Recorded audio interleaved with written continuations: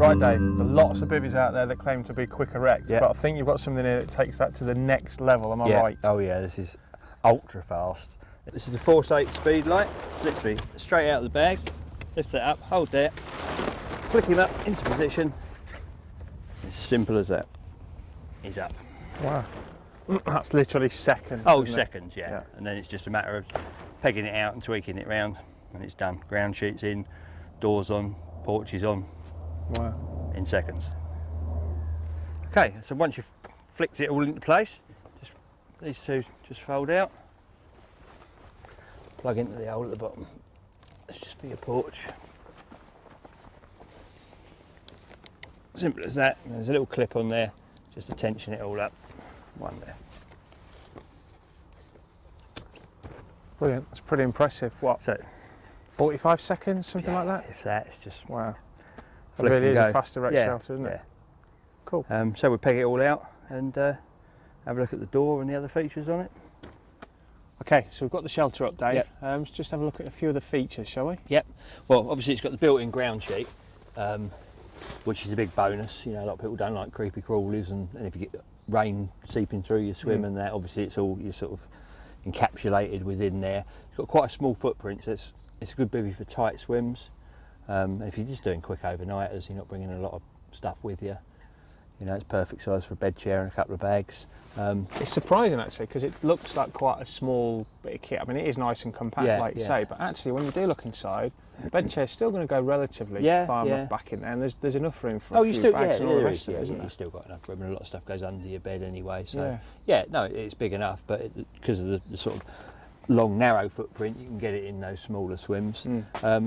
On the ground sheet, the door is actually sort of encapsulated within it, so that when you roll the door down, it all goes up into a separate section of ground sheet, which is handy because then you're not trampling all over it. And, much tidier as well. Yeah, isn't it? you've got mud and rain and what have you inside. So that just pops open, and then on the door, you've got a two-door option. You've got your clear door and your green door. You know, so you can put. I notice it zips from the bottom up as well. Well, isn't it? Yes, that's a handy little feature really, because although you've got your porch to stop any rain dripping into the front of it, you know, if the rain's absolutely driving in, you can sit on your bed chair, you know, with your head about this height, and looking out sort of a pillbox door. Perfect. The rain's bouncing off the front of it, nothing's coming in. Spot on, absolutely spot on. Yeah, like I say, for quick overnighters and tight swims, and it's just the speed of it is the thing. You know, if you want something that's up like that, that's the kiddie.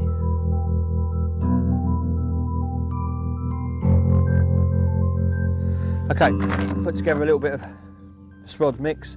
I don't go mad with my Spod mix. Cell boilies, break up a few of these. I like to put a bit of feed out in my mix rather than just sort of ground baits and stuff. A few whole ones in there as well. I'll break up some more in a minute. Some response pellet. This breaks down fairly quickly, gives off a nice oily, slick and a lot of flavour.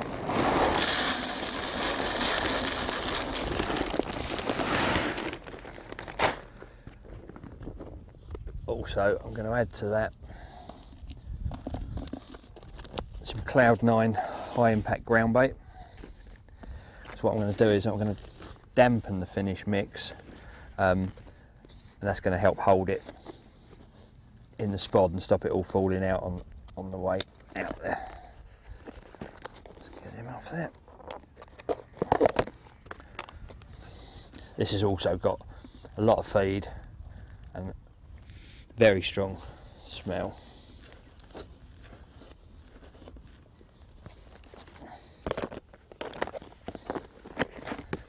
And last but not least, some crushed hemp bag and stick mix.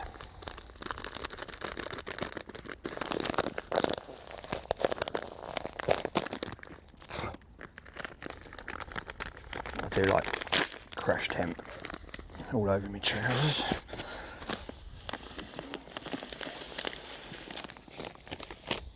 All I can do then is just mix all that up together.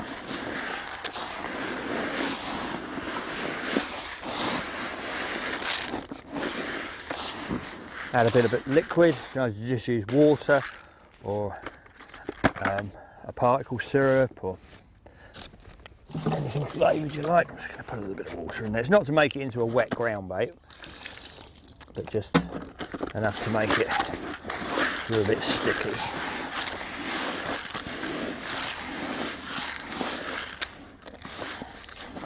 So you can see that's still quite dry, but it's not as dry enough to fly out of the spod on a cast. And there you go, simple as that. Okay, and you can see here when I load the spod, never load them right up to the end here. Always like 2/3 fillet, because what happens, obviously to fly properly, you need the weight at the front. So if you load them right to the back, you're getting as much weight at the back as you are at the front, and then it starts to wobble. The back tries to overtake the front in flight. But if you always leave a gap at the top, that'll ensure that all the weight's at the front end. I'm just going to drop one in the margins here so you can see it coming out and see what it's going to look like on that clear gravel out behind the marker, over that nice light gravel. So when this goes in, it's going to go in obviously with more force than that, turn up, and you can see all of that trickling down. It's leaving that nice big cloud in the water there. Obviously any fish passing through those mid layers are going to follow that down. But you can see now that each spodful doesn't deliver a lot of feed, just the odd little bit of broken boilie, a few pellets, but there's a lot of attraction coming off of that. And that'll bring the fish in, get them grubbing around for more. Nice bright hook bait right in the middle of that. It's almost unfair to cast out.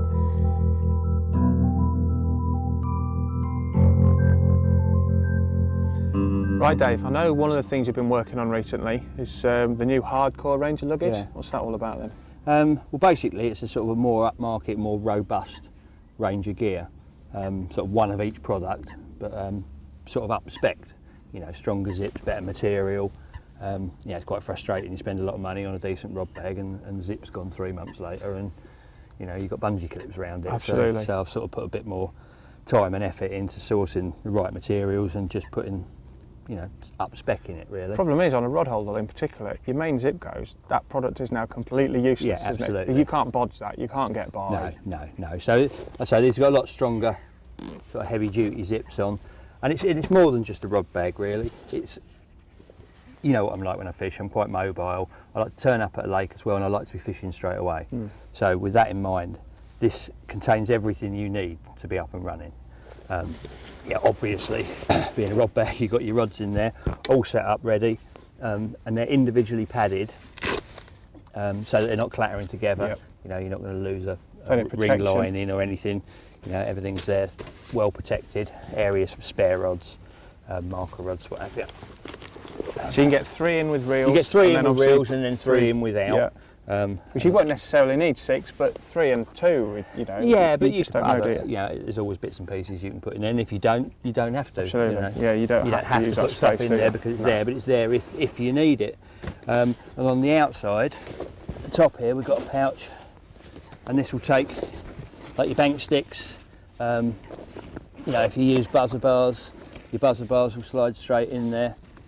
So you're not rummaging around in anything else. It's not like inside your barra stuff. You haven't got to unload your barra to get to anything. That all goes in there. You've got a bigger pouch here, which you can put slings, landing nets, you know, sort of the floating retainer sling and a landing net in there, or a sack, or you know, whatever you want. Then, should you gather fish straight away, you're sort of ready to go. We've even put this little pouch on the side. This is a handy little idea. Pop your leads in. Yeah, spare leads, because that's always the one, isn't it? Yeah, you know, when you pack up, you take your leads off so you don't damage your rods. You don't think about that. You get there, you put everything up, you think, oh no, the leads are right in the bottom there. A number of times I've had leads just rattling around in the car, because you get in the car at the end of a session. That's it. Always in your pocket. What do you do with them? Yeah. And also, you can chuck a baiting needle with maybe 3 pop-ups already on it in there, and a little strip of hair stops or something. You know, anything, just the little bits you need. So you literally can just get fishing straight away. You can just take this straight off the top of the barra and be fishing. Because you're not always going to end up where you start. No. You know, you might just want to get angling, and after a few minutes you think, oh actually, no, I want to be over there. You don't have to repack the barra. So everything you need to get yourself going, it's all inside there. Brilliant.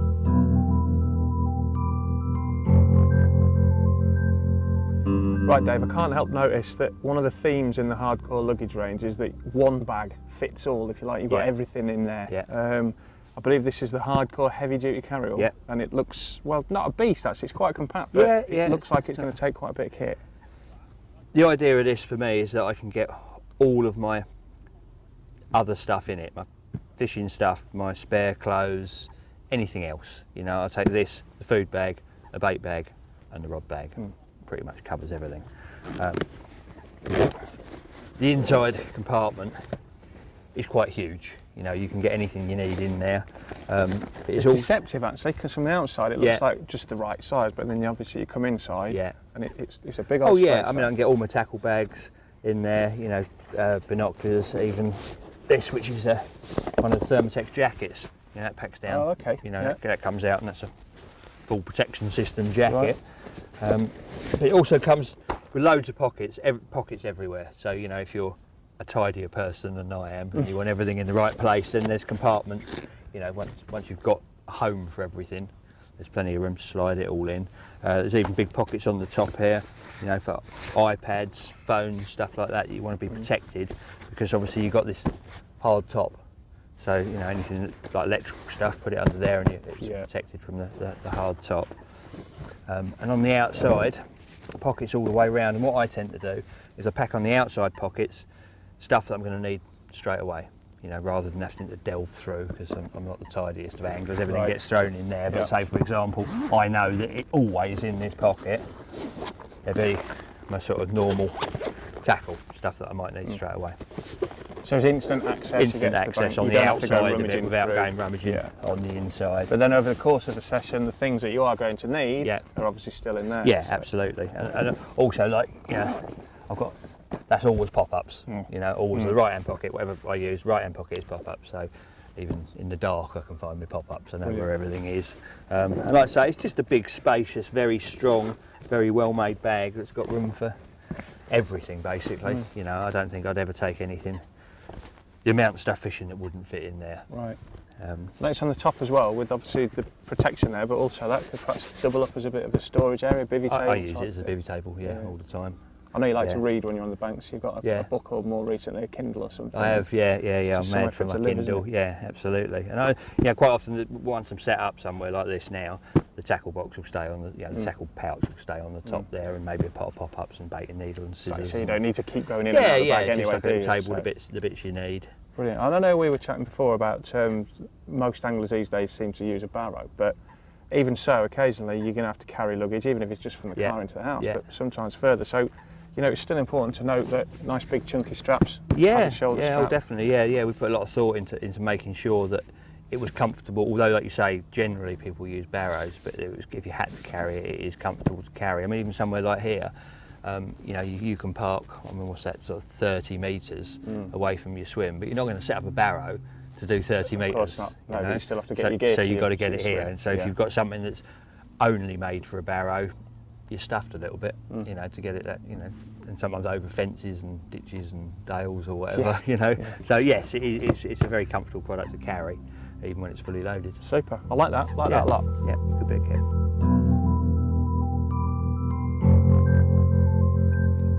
That recast of all the rods seems to have done the trick anyway. 2 bites in very short order.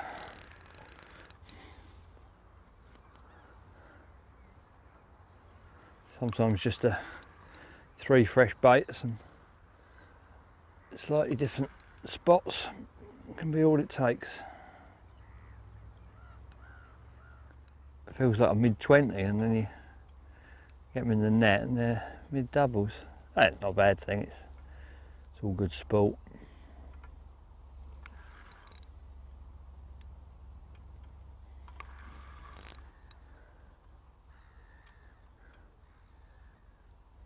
Hopefully this one will be the 130 in there. Be a bit like winning the lottery if it was.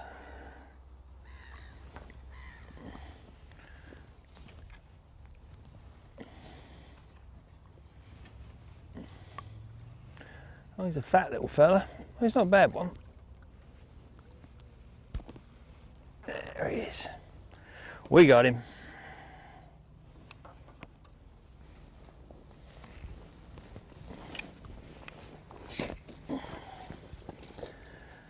Oh, I reckon he's the biggest one yet.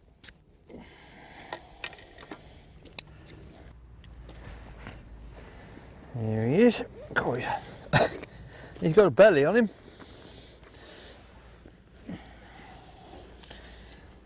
Reminds me of the old Italian strain. Not that you see many of them anymore, but right little fatty. Excellent.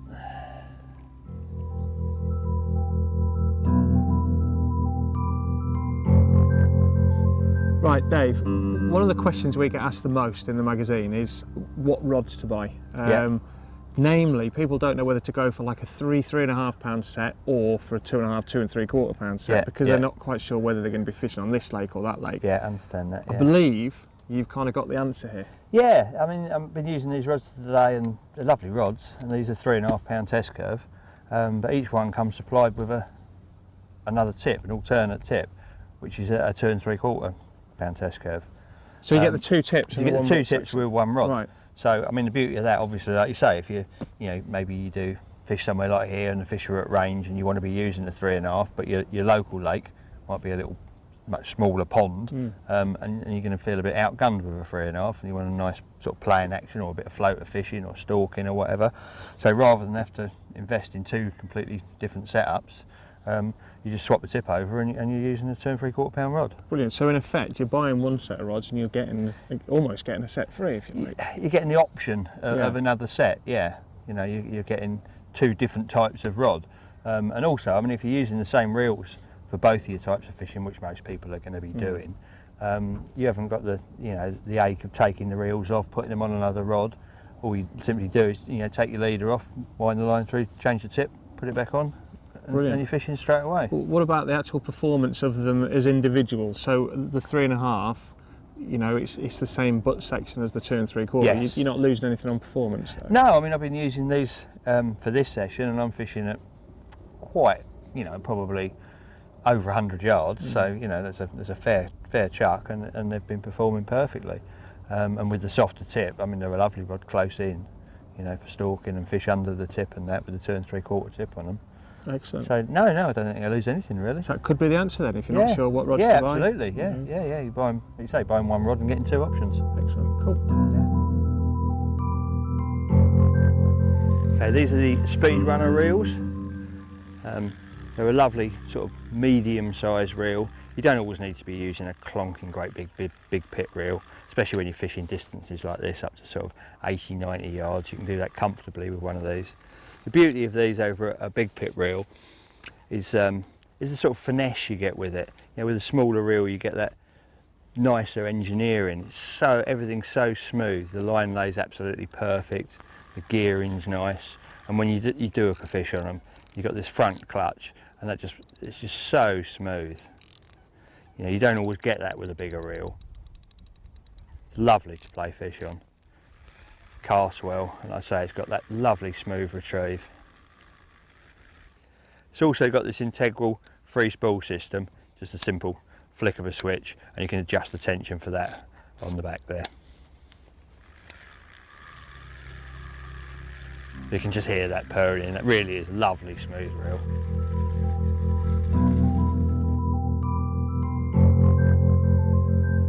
Okay, I'll just run through briefly the rigs that I've been using over this session. 3 main rigs. To be honest, I've got 3 main rigs that I use everywhere I go. Firstly, we'll look at a bottom bait rig. This is very, very straightforward. It's a short length of coated braid, stripped at the end to make a supple section, no knotted, with a fairly long hair. I don't like to fish baits too tight to the bend of the hook. I like it long so that on ejection it can fold back and leave the hook in the mouth. A standard bottom bait, straight out the bag, and a small piece of buoyant fluoro corn, plastic corn, on the top just as a little sight bob. And that will just sit that rig up. It won't pop it up, it's not buoyant enough for that, but it'll just sit it upright like that on the bottom. When the fish takes that in and then blows it out, you've got that flexible section there so the hook can swim around, catch a hold, and the force of the bait being ejected on that longer hair will set that hook in nicely. So very, very standard. but very, very effective. Now here we have a pop-up rig. Now I'll use this rig on lakes. Quite often I'll use a 360 rig, but a lot of lakes you're not allowed to use long shank hooks or curved shanked hooks, and this is a perfect way of getting around that. As you can see there, if you concentrate on the hook first, I've extended the hook shank with a little bit of shrink tube and just kinked it over there. And the idea of that is that that hook will always twist as soon as it touches anything and take a hold. As soon as it comes in contact with the carp's mouth, that's going to turn over. Now I'm using the top of the shrink tube there as the backstop for this sliding ring, and on the front I've put a very small rubber stop. But it's very important to put this right at the top of the hook, so that when this rig sits on the bottom, the bait is above the hook. So as the fish comes down to the bait, all they see is the bait, and as they suck it in, the hook follows the shape of the bait into the mouth. And on ejection, that ring will fold back to there and pull that hook into position. And I've simply counterbalanced it at the end of, again, a small stripped section on the coated braid with a little blob of lead putty.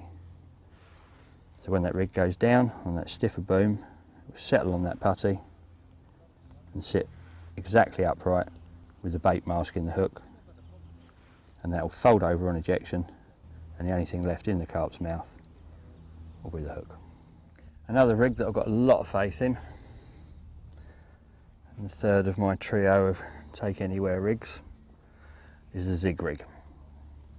Couldn't be simpler to try an effective zig rig. I get asked a lot of questions about how do you do zig rigs, you know, what do you use, what materials do you use. It is really a very, very simple rig. Monofilament for the hook link of choice. I try not to use pre-stretched ones because they're a bit fragile, so a basic monofilament hook link. A short hair, as opposed to my normal style of fishing where I like a long hair to fold over. Short hair, two very small pieces of foam. I find black and yellow to be the most effective combination, plain black coming a very close second. The hook is a size 8 super specialist. Now I use that for fish of all sizes. I've caught fish from 8 pounds to I think 46 pounds, my biggest zig caught fish. My personal best common actually. All on a size 8 super specialist. And it is just a case of a simple no knot on there. The only tricky part is obviously when you feed the line back through the eye from the no knot, you're feeding the length of the hook link, which can be anything up to 10 or 12 foot. And in general, I like as a starting point to fish my zig rigs about mid-water, and then if like today it warms up and you think the fish are rising in the water, add a foot, add a foot, add a foot until you get the first bite, and then you know exactly what level they're sitting at. Important to use buoyant foam with this, obviously, because you've got a lot of mono and the hook and you don't want it bowing down in the water. But just test it in the margins, and as long as it stands up straight, that's good to go.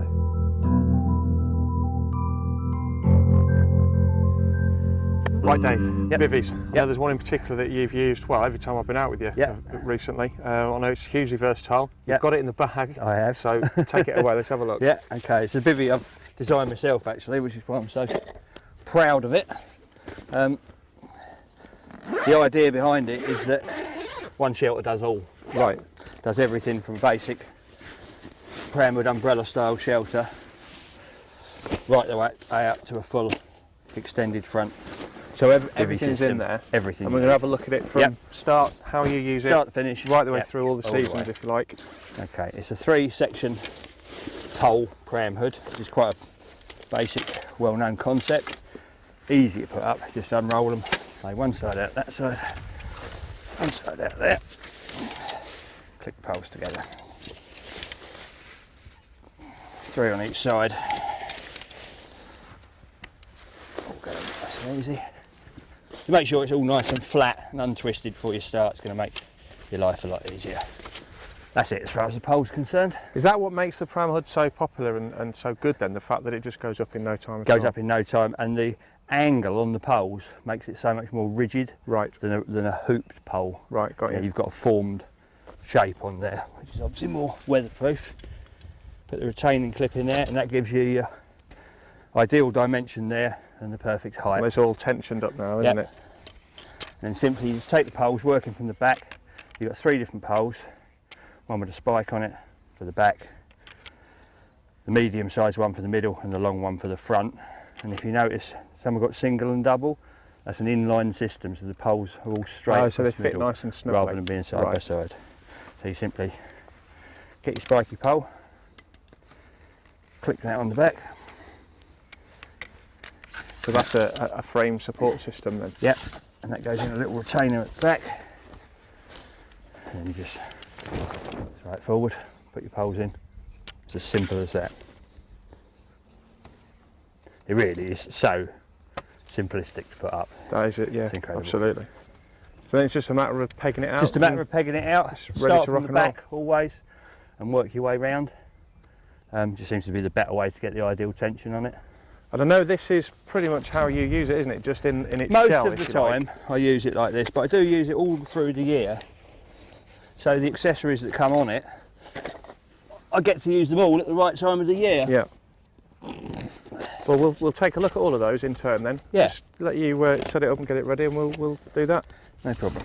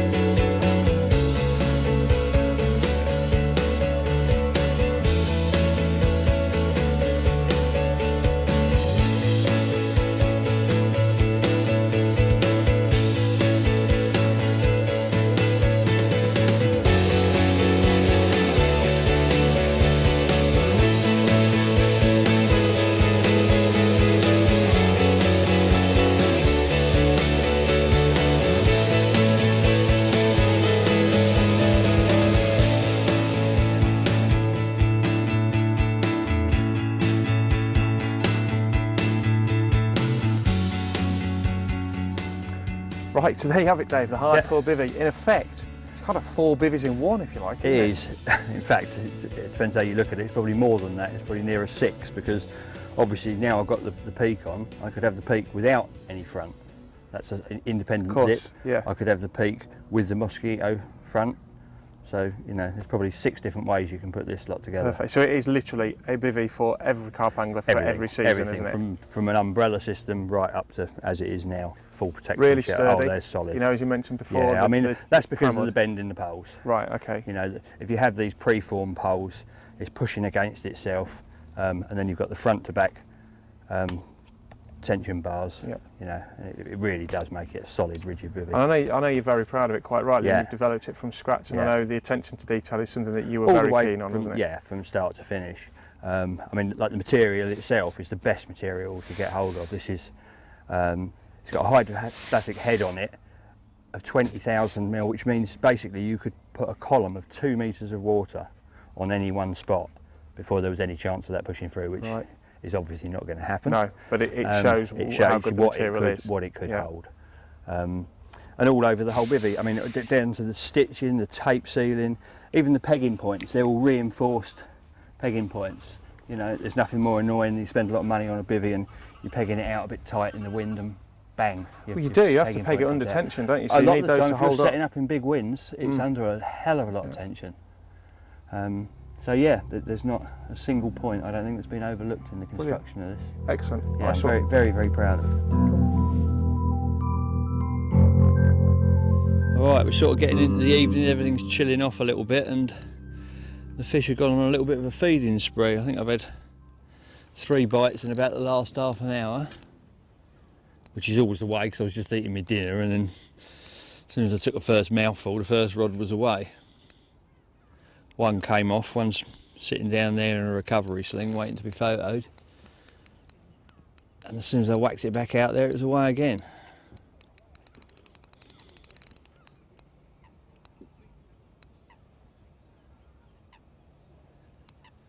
just like all the others, they don't seem to want to come in.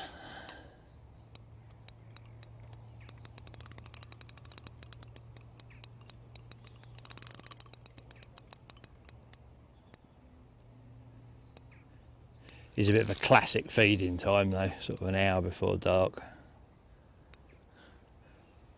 I think in all reality the fish have been up high in the water for most of the day. It's been quite warm at times. But they're certainly down there on the munch at the moment.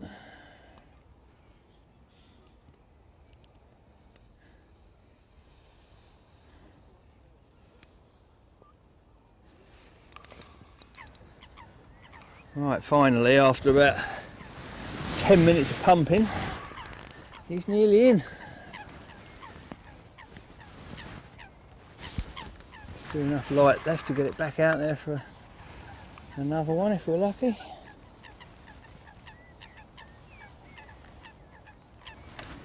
We'll sort of come together this evening a bit. Bit of a feeding frenzy. Oh, no, he's still got a bit of life in him.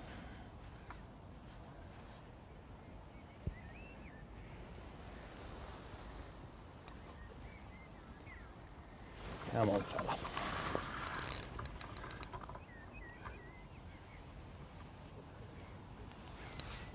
Leader knot's nearly on the reel.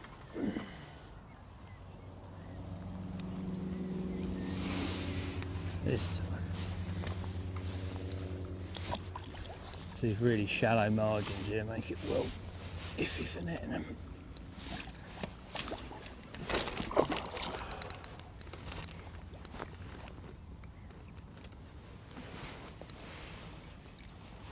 We got him. That's a better one. He's a lovely fish to end a very productive evening feeding spell with. Well, there's still time for a couple more maybe, but I'm happy with him. A lot better stamp than some of the previous ones. He's actually got a bit of weight in him, he has. Lovely fish. Perfect.